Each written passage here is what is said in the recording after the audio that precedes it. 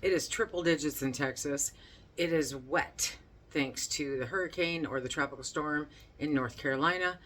It is actually kind of moderate here today. But let's talk about winter. Yeah. Hello, everybody, and welcome to SuttonsDaze. If you're new here, my name is Lisa, and we are all about pantry preparedness. And you know, pantry is not just food, right? Look at these. Is this awesome? A subscriber sent one for me and one for Phil, a set of a hat and scarf. So nice. So very, very nice. Thank you. And I'm going to use it very well this winter. I am predicting, yes, it's going to be very, very cold this winter. They have to make up for it somehow due to last winter. So let's get prepared for winter, because even though it's nice right now, it's coming. It's coming. And if you're in the north like I am, you know it's coming. And it's not the time to do it when it shows up. You need to prepare for it ahead of time. And that's what we're going to talk about today. Winter is coming. It may come earlier this year, just because it was so warm last winter here. Now, granted, it still snowed, but not nearly what it used to. I have just done up a whole big batch of chicken stock. It's chicken broth. Yeah, bone broth. Thank you. And I now have those jars cleaned, and I need to get them up in the pantry. So this is part of my... I'm writing and talking at the same time. Yeah, this is not going to turn out well. But this is part of my winter preparedness, okay? I go through a lot of chicken broth, beef broth, ham broth. So, and I also need to clear room in the freezer because the pigs will be going to freezer camp in, let's see, the end of October. So I need to make room. And I need to make sure that I have space for what is coming in and that we are using what is here. So these are all going to go on the shelf, and I'm prepped there. But I wanted to talk a little bit because I don't think I know anybody, whether they're in the preparedness realm or not, who does not feel like something is coming down the pike, right? People are anxious. People are emotional, worked up. I got a message from one of our moderators who's in the UK, and she said, could you stop predicting stuff, please? Because it's coming true here. I'm like, I'm sorry, I did not mean to do anything. But, you know, they have just gone through a bunch of civil unrest the last few days. I don't know how it is today, but it wasn't good. And if it can happen that quickly, due to, depending on who you listen to, misinformation on social media, where it has the general populace or certain aspects of the general populace doing stuff like lighting fires and attacking mosques and different things. Yeah, okay. So it can happen, and we all know something's coming down the pike, right? So let's talk about winter, okay? There is the basics. Let's start with the basics. How often do you get yourself new socks? How often do you find it necessary to get new socks? That's the question. You know, wanting them and needing them are two different things. And if you regularly wear out your socks at a rapid pace, then you might want to consider stocking up on those now. And if you're just an average Joe or Joanne like me, then you don't need something fancy. You need basic socks. You need nice warm socks to get through the winter, to keep your tootsies warm, okay? And I found the easiest way to deal with that, quite honestly, was to get numerous of all the same pair of socks. I don't need variety in my socks. I'm a grown-up. So, look at stocking up on your socks. Look at stocking up on some underwear. How often do you replace your underwear? Every year. What if you can't get any for a year or two? I just about drive Phil crazy because I'm like, how are you doing on socks? I'm good. Really? How many do you have? So I have to go through to make sure how many he has, because what he thinks is okay and what my preparedness mind thinks is okay are normally two different things. Hats, scarves, boots, mittens. You know mittens keep your hands warmer, right? Yep, they do. Are they as convenient? No. Only kids wear mittens. Yeah, whatever. So mittens do keep you warmer. Sometimes it is easier to have gloves, though. I absolutely get that. So you want to take a look at what you have and what you need. Now you guys know I'm a bit of a blanket hoarder, right?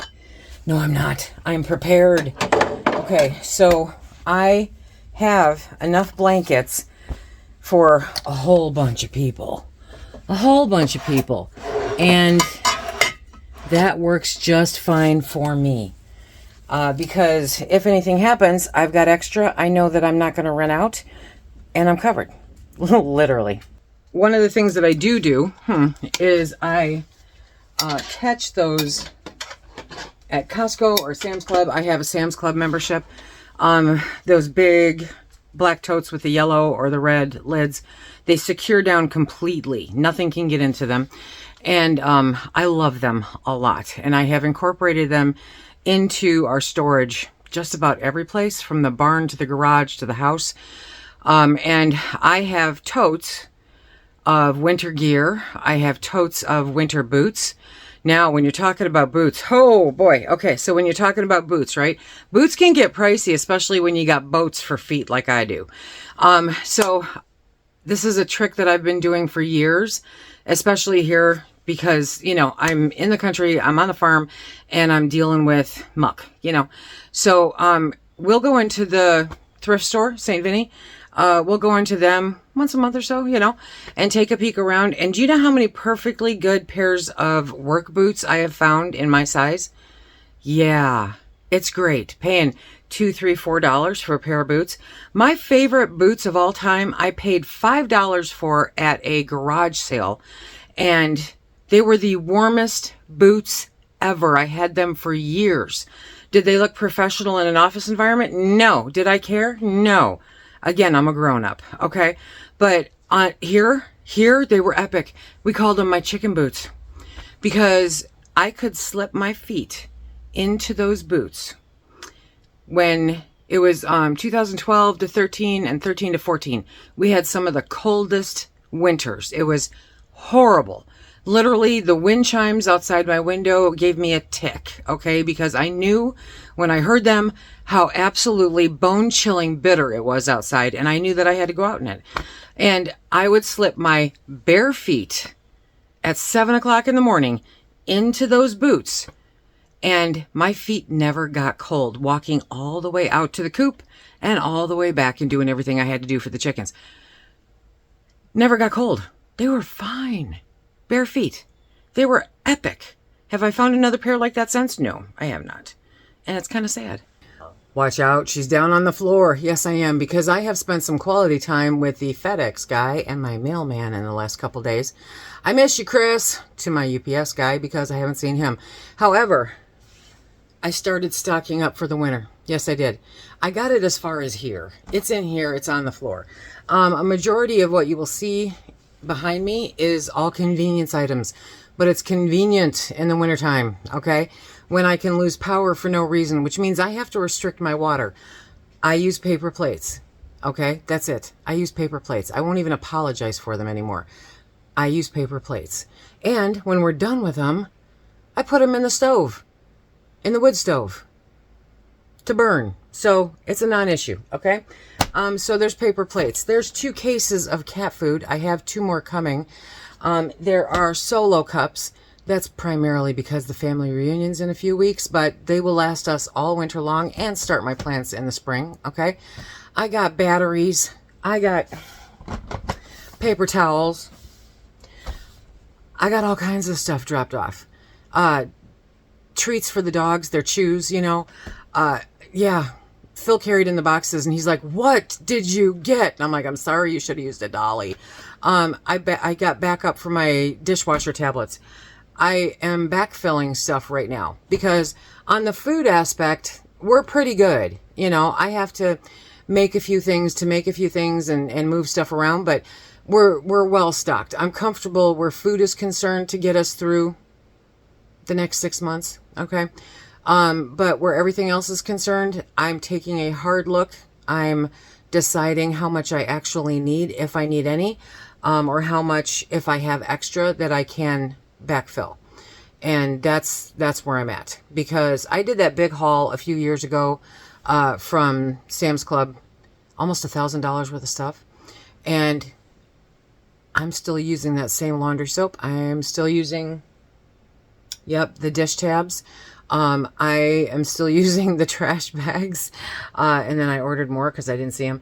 But you know, I did a big stock up a few years ago, and so moving forward, from this point on, I'm just backfilling.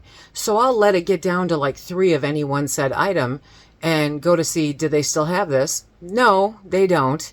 And yes, the price has gone up, you know, but, and make adjustments from there to backfill what I already have on my shelves. That's part of my winter preparedness. The other part, obviously, is hats, scarves, boots, socks, underwear. I am a sweater nut. I love sweaters. I love cardigans. It's a hug, right?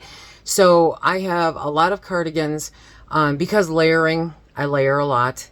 We heat with wood, so it does get kind of warm in here. So I'll still be wearing t-shirts, but I'll have cardigans on sometimes, you know, like first thing in the morning or before we go to bed.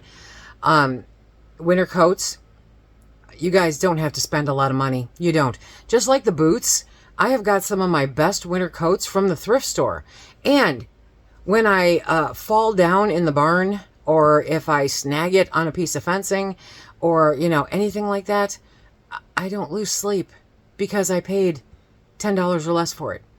I've got one, I look like the Stay Puft Marshmallow Man, only it's all black, okay? It's so warm. It's so warm. It's crazy. So we want to go through all of that stuff and see how many we have. How many pairs of socks is too much? I don't have an answer for you, because as a single woman, I had 100 pairs of socks, and they were all exactly the same sock. Do you know what that means? I never had to go through and match socks. It's beautiful. Get your backup batteries now, okay? Batteries, so important. Batteries, because in the wintertime when it's darker all the time, you don't want to be hunting for batteries. You want to make sure they're there. I normally get one of those value packs from Sam's Club of both A and AA because that's primarily what we use. I have some extra 9-volt just in case. And, yeah, those are the basic batteries.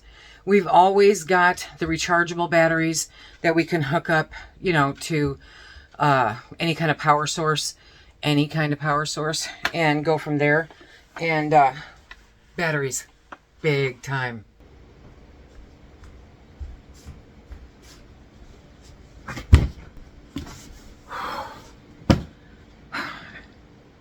I love these things. I think they're fantastic. They stack beautifully. They are secure. A lot of the ones that you get from like Rubbermaid and stuff, critters can still get in there. This one, no. They would have to chew through it. And good luck. So I did go through a couple of years ago and kind of dwindle this down a little bit because I had, it could have been considered obsessive. But also, as time and money allowed, I made an effort to buy quality instead of quantity. So some of this falls in that category, okay? Now, in the last 20 years, I had a job for 7 years that did a lot of events. And that included being on a sledding hill for about 10 hours in February. And I can tell you firsthand, that sucked, okay? But that's why I just can't get rid of this thing. I can't do it, you guys. I can't do it, okay? So just for giggles, sometimes I will put it on. You see, you get the drift, right? Okay. In the wintertime, just to make myself happy, because sometimes you have to do what you have to do in the wintertime, right? And besides that, you will sweat your ever-loving life out in this thing. It is so warm. It's ridiculous looking, and I get it, and that's part of its charm, but it's warm, and that's the key factor for having to stick around. super warm gloves for Phil. This is a great knit scarf that is, again, very warm. Wool hat, right? This, I just can't seem to get rid of for some reason. It's not really warm. These are mittens. They're the leather mittens for Phil. One of his goofy hunting caps, okay? Now these, we found at a garage sale. They have inserts to them, so they are crazy warm. They go way up in your hand. Snowmobile. And these, I actually got these for Phil after he lost his thumb, because there's a battery pack in there and they're heated. Because, you know, he's not going to stop doing what he does, no matter how many times I say to. So, that way it heats, because that thumb gets super cold. And then his hunting mittens. Here's another pair of those. I'm telling you, insanely warm, okay? We live in it used to be a military town. And I almost think they had something to do with that or trapping. I'm not sure. My handy dandy ice scraper, right? And then a backup pair we've never even worn. This is a hat that has a light on it. And these are some of the warmest socks you'll ever find. But we invested in some Minnetonka hats when I was spending February's out in the freezing cold. These will last us the rest of our lives. This is one of those things like an All-American canner. It will last us the rest of our life. Not an exaggeration. These are excessively high quality. You're going to pay a little bit more, okay, but they're quality. And just because, I mean, you don't have to get that. You can get this, okay? So anything that will keep you warm. Knit caps. You can never have enough knit caps, because if you lose power, they are fantastic for keeping your head warm when you sleep at night, right? So I've got a ton of knit caps of various kinds. Oh, I think this one has a light in it. I'm big on light in the wintertime. More of those super socks. These ones, more of the hats with lights. And then, where are they? These, which are, what do they call them? They're, cleats, ice things for the bottom of your boots. You put them on the bottom of your boots and they've got the metal on them. And they will keep you from wiping out. They don't have a name on it. Traction cleats. Traction cleats, yeah. So I have a new pair for both Phil and I, and there's a pair in the garage that I normally put on my boots. I'll put those on my muck boots, another hat. Yeah, so this is my miscellaneous winter gear tub, as you can see. And I'd love to say this is all of it, but it's not. But this is a majority of it. Some of it, for some reason, just never makes it in here. If you have the space, thank you, Mike. We love these, we really do. If you have the space, these kinds of totes are fantastic for storage for things that are seasonal or extra, okay? So if you have 12, 14 pairs of socks that you keep out on rotation all the time, right? And you get a sale on socks and you want to have them because just like chicken or anything else, right? Price is going to do nothing but go up. You can start a tote strictly for new socks, new underwear, any of that kind of thing. My Stormy Cromer hat, who knows about Stormy Cromer? And so you can label them, stack them up. I mean, this one, I have a label on it, okay? And I put it up. It's either in the breezeway or in the closet, depending on where I'm rotating stuff to and from. And it's done. I have another one of these that is packed full of winter shoes. I had to sit on it to close it. Legit, okay? And there's still a couple of pair of boots that are out. Again, not something that you have to buy new. Used is great. Go to your thrift stores. Some of the best quality wool garments are at thrift stores for pennies on the dollar, okay? And wool will last you forever if you can handle the feel of it. I have trouble with wool on my forehead. I have trouble with pretty much anything on my forehead. It gives me a rash, except for this. Cotton is good.